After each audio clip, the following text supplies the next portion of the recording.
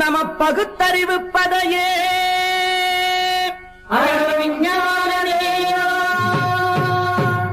திமிக்கிட்ட திமிக்கிட்ட வாக்கியம்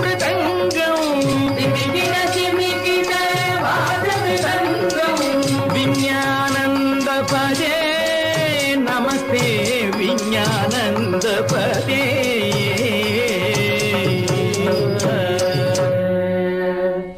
ஆதோ கீர்த்தனாரம்பத்திலே அமெரிக்கா என்கப்பட்ட தேசத்திலே இருந்து 1969 வருஷம் ஜூலை மாசம் 21ஆம் தேதி என்ன பண்ணால் தெரியுமோ? சுபயோக சுப தினத்திலே மீனம் மேஷம் கேட்டை ராகுகானம் இல்லாத ஒரு முகூர்த்த தினத்திலே அமெரிக்கா நரனை, அதாகப்பட்டது மனுஷனை, ராக்கெட்ல வச்சு சந்திர மண்டலத்துக்கு அனுப்பினா. அடா அடா அடா அடா. அந்த பகிரண்டமோடு எண்டி செய்யும் அதிர வெட்ட வெளி பொட்டரொளி வட்டமென விழிர, வெட்ட வெளி பொட்டரொளி வட்டமென விழிர, முண்டி அடித்து வரும் கிண்டி குதிரை என சுண்டல் வாங்க வரும் வாண்டு பசங்கள் என ராக்கெட் புறப்பட்டது. அமெரிக்கன் ராக்கெட் புறப்பட்டது.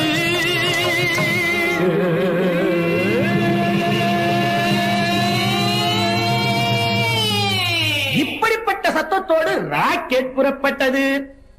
ஆம்ஸ்ட்ராங் எங்கப்பட்டவரும் ஆட்ரின் எங்கப்பட்டவரும் அடுத்து மறந்து போச்சே, 3 பேர் ஆச்சே. சிஷ்யா பேர் என்னடா? பேரா? என் பேர் வெங்கு, அவன் பேர் சுப்புடி. உங்க பேர யாரா கேட்டது? சரி பரவாயில்ல. ஆம்ஸ்ட்ராங் என்ன பண்ணான் தெரியுமோ? சந்திரன் மேல கால வச்சா. அது சாட்சாத் சந்திரன் தானா? மண்டுகனே, அதுல கூட டூப்ளிகேட். ராகு என்கிற பாம்பும் கேது என்கிற பாம்பும் அடிக்கடி பிடிச்சு கடிக்கிறதாக சொல்லப்படுகிற அதே நிலா. இப்போ ஆம்ஸ்ட்ராங் எங்கப்பட்டவன் சென்று வந்ததும் அதே நிலா, சென்று வந்ததும் அதே நிலா, நின்று வந்ததும் அதே நிலா, குழியை பறித்ததும் அதே நிலா, அதில் கல்லை எடுத்ததும் அதே நிலா.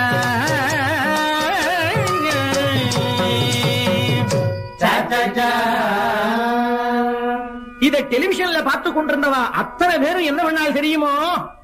ஆம்ஸ்ட்ராங்கே ஆம்ஸ்ட்ராங்கே வா வா, நல்லா அழுத்துங்க.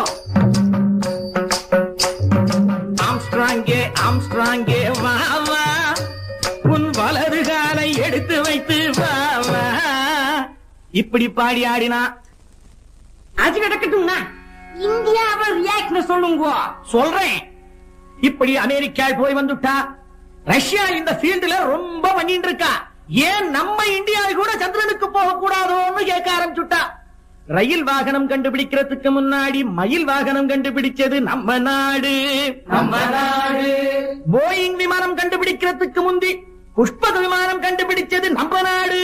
நம்ம நாடு. ஹெலிகாப்டரை கண்டுபிடிக்கிறதுக்கு முன்னாலே மூஞ்சூறு வாகனத்தை கண்டுபிடிச்சது நம்ம நாடு. நம் நாடு. இவ்வளவுதானா? இன்னும் இருக்கு.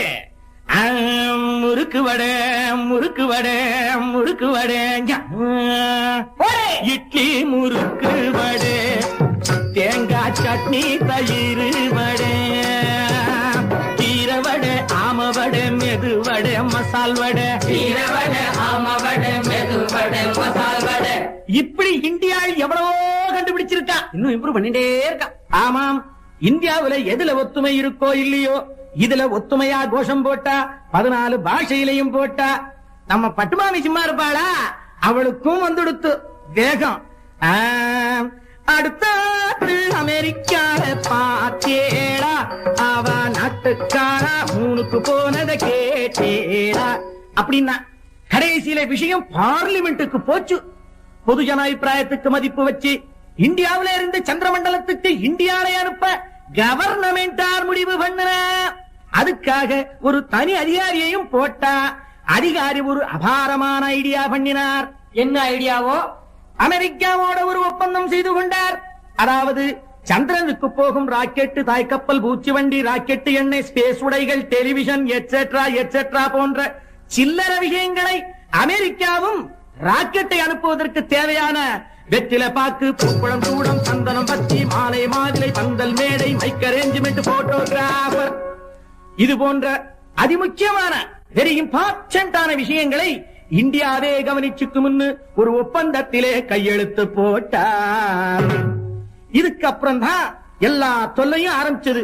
கடைசியிலே எங்கிருந்து ராக்கெட் விடுறதுன்னு சீட்டு குலுக்கி பார்த்தா அடிச்சது வாரி சான்ஸ் பம்பாய்க்கு அடி சக்கேன்னா. ஆனா மறுபடியும் ஒரு ட்ரபிள் ஆரம்பமாயிடுத்தோ. ட்ரபிளுக்கு காரணம் விண்வெளி வீரனாக, அதாவது ஆஸ்ட்ரோநாட் ஆக தேர்ந்தெடுக்கப்பட்டானே அந்த இந்தியாவில் தான். அவன் பேர் சுந்தர வரத சீனிவாச கோபால நரசிம்மன். பேரை கேட்டதும் அப்செக்ஷன், எதிர்ப்பு. சுந்தர வரத சீனிவாச கோபால நரசிம்மன் போனா பம்பாயில இருக்கிற சேனா சும்மா இருப்பானா? மெட்ராசி போற ராக்கெட்டுக்கு பம்பாய் தானா கிடைச்சது? நஹி நஹி, அலவ் பண்ண முடியாதுன்னா உடனே அதிகாரி பார்த்தார். பூலோகத்துல சொர்க்கமாயிருக்கிற தமிழ்நாட்டுக்கு இடத்தை மாற்றினார். ஏன்னா மெட்ராஸ், நல்ல மெட்ராஸ். தமிழ்நாடுன்னு சொல்லுங்க. தமிழ்நாடு நல்ல தமிழ்நாடு, ஏரோ இல்லாத தமிழ்நாடு, சட்டசபை அடித்தடி காணாத நாடு, லாகண்டு ஆடற் கெடாத நாடு. இப்படிப்பட்ட தமிழ்நாட்டிலே கூடுவாஞ்சேரி பக்கத்திலே இருக்கிற துக்லாஞ்சேரியிலே எல்லா ஏற்பாடுகளையும் பண்ணினார். இந்தியாவும் தன் பங்குப்படி காரியங்களை செய்தது. பந்தல் என்ன, தோரணம் என்ன, சூடம் என்ன, சாம்பிராணி என்ன, டியூப் லைட் போட்டது, ஸ்பீக்கர் அமைத்தது, தேங்காய் உடைத்தது, திருஷ்டி கழித்தது, ஆக எல்லாம் ரெடியாச்சு. கும்பகோணம் மகாமகம் மாதிரி துக்லாஞ்சேரியில கூட்டம்னா கூட்டம், பெரும் கூட்டம். இறைவணக்கம் பாட டி.எம். சவுந்தரராஜனை கூப்பிட்டிருந்தார். டி.எம்.எஸ். வந்தார், பாட ஆரம்பிச்சார். என்ன பாடினார்? மெதுவா மெதுவா தொடலாமா, மேனியிலே கை படலாமா. அட அபிஷ்டுகளா, இதை அவர் பாடுவார். அசல் பக்தி பாட்டை அல்லவா பாடினார். பிரேயர் முடிஞ்சதும் புரோகிதர் மந்திரம் மோத தேங்காய் உடைச்சு கற்பூரம் கொளுத்தி விண்வெளி வீரனுக்கு திருஷ்டி கழிச்சு அவன் ராக்கெட்டுக்குள்ள நுழையறதுக்கு முந்தி, அடே வையா சுந்தரம், உடம்பு பத்திரம், போய் லெட்டர் போடுடா என்று பாட்டியும், ஏன்னா உங்களைத்தானே சனிக்கிழமை என்ன தேய்ச்சுக்குங்கோ, கல்ச்சட்டியில புளியோதரை வச்சிருக்கேன், ஒரு வாரம் கூட நன்னா இருக்கும், தூக்கி ஏதாவது நாய்க்கு போட்டுடாதீங்கோன்னு ஆசையா ஆம்படையாளும். அப்பா நேக்கு பாலும் வாங்கிட்டு வான்னு அரை டிக்கெட்டுகளும் கேட்டுக்கொண்டனர். அதன் பிறகு நம்ம விண்வெளி வீரன் ராக்கெட்டுக்குள் நுழைந்து ஜன்னலை இழுத்து சாத்துற நேரம், நிறுத்துங்கோ நிறுத்துங்கோன்னு கத்திண்டே ஒரு குடுகுடு ஆத்மா ஓடி வந்தது. அவர்தான் பிரபல பஞ்சாங்க சிரோன்மணி, ஜோதிட மனோன்மணி ஸ்ரீ ஸ்ரீ சாஸ்திரிகள்.